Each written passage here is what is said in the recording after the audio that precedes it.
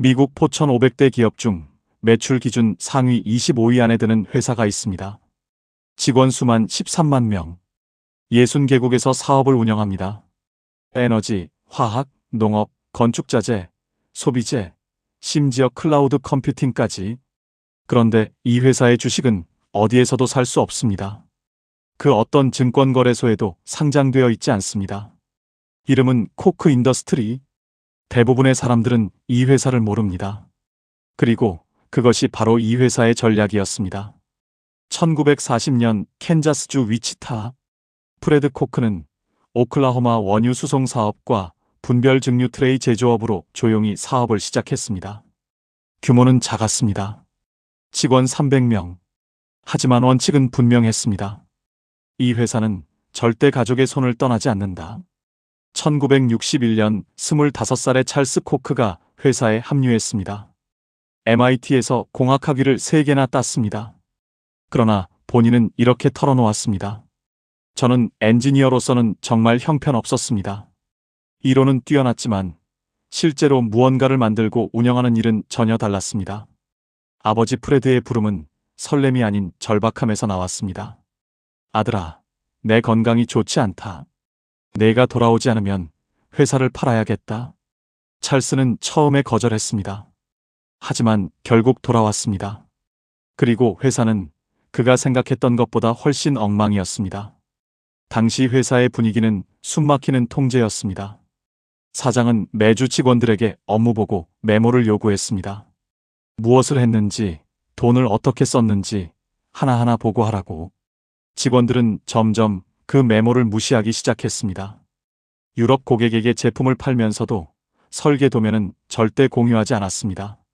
유럽 시장을 위한 공장 하나 짓는 대신 여러 하청업체에 부품을 나눠 만들게 했습니다. 비용은 치솟았고 속도는 느렸습니다. 회사는 적자였습니다. 찰스는 즉각 행동했습니다. 경영진을 교체했습니다.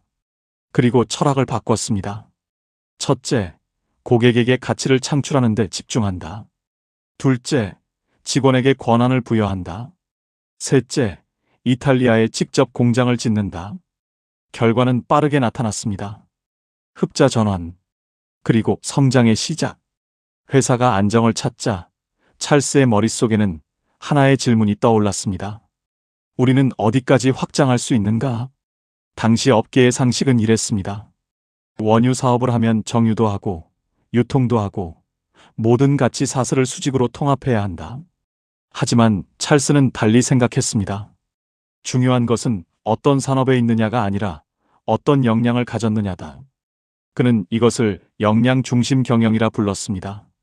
산업의 경계가 아닌 우리가 탁월하게 잘할 수 있는 것의 경계 안에서 움직인다.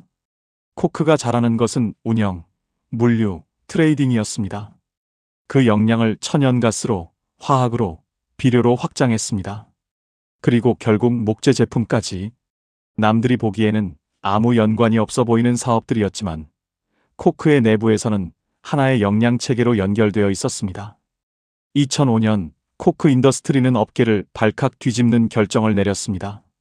목재 및 소비재 기업 조지아 퍼시픽을 200억 달러, 우리 돈으로 약 27조 원에 인수한 것입니다. 당시 코크의 규모를 감안하면 사실상 회사의 명운을 건 결정이었습니다. 인수 직후 파견된 CEO는 51층짜리 본사 건물에서 전혀 예상치 못한 광경을 목격했습니다. 최고 경영진만 이용할 수 있는 전용 엘리베이터, 방문객은 정장을 갖춰야만 올라올 수 있는 51층 임원층, 완벽한 수직 관료주의의 상징이었습니다. CEO는 즉시 행동했습니다. 임원 다수를 해고했습니다. 나머지는 일반층으로 내려보냈습니다. 전용 엘리베이터는 폐쇄됐습니다. 임원실은 누구나 쓸 수 있는 회의실로 바뀌었습니다. 문화는 서서히 그리고 확실하게 달라졌습니다. 오늘날 조지아 퍼시픽은 코크 인더스트리의 원칙을 가장 충실히 실천하는 계열사 중 하나입니다. 하지만 코크의 역사가 성공만으로 채워진 것은 아닙니다. 찰스는 직접 이렇게 말했습니다. 우리는 엄청난 실패를 해왔습니다. 그리고 그것이 우리의 강점입니다. 1990년대 말 코크의 농업사업부는 거대한 야망을 품었습니다. 이름하여 가스에서 빵까지 전략. 천연가스를 뽑아 비료를 만들고 그 비료로 곡물을 키우고 그 곡물로 빵까지 만들겠다는 계획이었습니다. 피자 크러스트 사업에도 손을 뻗었습니다. 그리고 어느 날 계약을 마친 지 며칠도 되지 않아 충격적인 사실이 드러났습니다. 계약서를 제대로 검토하지 않은 채 사인을 했고 수억 달러 규모의 손실이 확정된 돼지 사료 계약이 숨겨져 있었습니다. 찰스는 이 실패의 원인을 정확히 짚었습니다. 우리는 잘못된 리더를 뽑았습니다. 그들은 실패를 숨기고 성과를 부풀렸습니다. 그 순간 새겨진 원칙은 단순하고 강렬했습니다. 사람을 뽑을 때는 재능보다 가치관을 먼저 본다. 코크 인더스트리의 경영 철학은 한 권의 책으로 정리됩니다. 찰스가 평생에 걸쳐 다듬어온 41가지 원칙들. 그 핵심은 하나입니다. 모든 직원이 지시 없이도 무엇을 해야 할지 아는 조직을 만들어라. 일반적인 기업은 위에서 아래로 전략을 내려보냅니다. 찰스는 반대로 갔습니다. 아래에서 위로 올라오는 권한 부여. 직원 각자가 자신의 역할에서 최선의 판단을 내릴 수 있도록 원칙을 심어주는 것. 처음에는 대규모 세미나로 시도했습니다. 모두를 불러 모아 원칙을 가르치고 이제 가서 실천하라고 했습니다. 실패였습니다. 뇌는 습관처럼 움직이기 때문입니다. 이를 닦는 순서를 바꾸려 해도 어느새 원래대로 돌아가는 것처럼 새로운 방식으로 일하려면 강도 높은 반복과 성공 경험이 필요합니다. 그래서 코크는 방향을 바꿨습니다. 원칙이 가장 절실한 팀을 먼저 찾아가 함께 적용하고 그 성공 사례를 다른 팀이 보고 자발적으로 배우도록 했습니다. 성공이 문화를 전파합니다. 찰스의 아들 체이스의 이야기는 조금 다른 방식으로 시작됩니다. 15살 전국 랭킹에 이름을 올릴 만큼 실력 있는 테니스 선수였던 체이스는 어느 날 의도적으로 경기를 치기 시작했습니다. 훈련에서 벗어나 친구들과 어울리고 싶었던 것입니다. 아버지 찰스는 조용히 결정을 내렸습니다. 다음 날 아침 체이스의 짐은 이미 트럭 뒤에 실려 있었습니다. 6시간 후 그는 소사육장에 도착했습니다. 이동식 트레일러에서 생활하며 주 7일 최저임금을 받으며 소분료를 치우고 말뚝을 박았습니다. 그런데 한두 달이 지나자 이상한 일이 벌어졌습니다. 체이스는 스스로 나아지고 있다는 느낌을 받기 시작했습니다. 처음으로 진짜 기여를 하고 있다는 감각. 그것은 테니스 코트에서 한 번도 느껴보지 못했던 감정이었습니다. 그 여름이 그의 인생을 바꿨습니다. 수년 후 체이스는 코크 비료 사업부의 사장 자리에 올랐습니다. 누가 봐도 화려한 승진이었습니다. 하지만 9개월이 지났을 때 그는 스스로 결론을 내렸습니다. 나는 이 자리에 맞지 않는다. 그는 아버지의 회사에서 아버지의 아들이라는 사실에도 불구하고 스스로 사표를 냈습니다. 자신보다 이 역할에 더 적합한 사람이 있다는 것을 알았기 때문입니다. 자신의 강점은 운영이 아니라 혁신, 새로운 것을 만드는 일임을 깨달았습니다. 그 결정은 옳았습니다. 비료 사업은 더 적합한 리더를 만나 크게 성장했습니다. 체이스는 코크의 혁신 플랫폼을 이끌며 회사가 기술 변화의 파도를 미리 읽을 수 있도록 하는 역할을 맡았습니다. 하나의 솔직한 결단이 두 가지를 모두 더 크게 만들었습니다.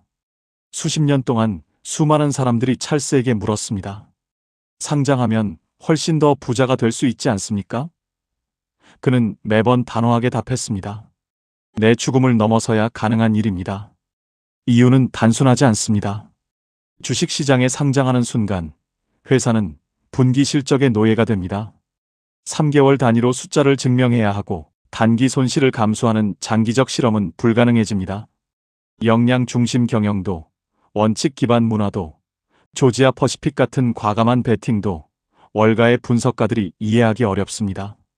비상장이었기 때문에 이 모든 것이 가능했습니다. 9,000배 성장, 150조 기업, 단 한 번도 주식을 팔지 않고 만들어낸 숫자입니다. 90살의 찰스 코크에게 누군가 물었습니다. 이제 해변에서 쉬셔도 되지 않습니까? 그는 웃으며 답했습니다. 해변에서 쉬라고요? 그러면 일주일 안에 죽을 것 같습니다. 그가 원하는 유산은 단 하나입니다. 모든 사람이 자신의 재능을 발견하고 그것으로 다른 사람을 도우며 성공할 수 있는 나라. 코크 인더스트리의 이야기는 단순한 기업 성장기가 아닙니다. 원칙이 문화가 되고, 문화가 성장이 되고, 성장이 다시 원칙을 강화하는 순환의 이야기입니다. 그리고 코크 인더스트리의 순환은 지금도 멈추지 않고 있습니다.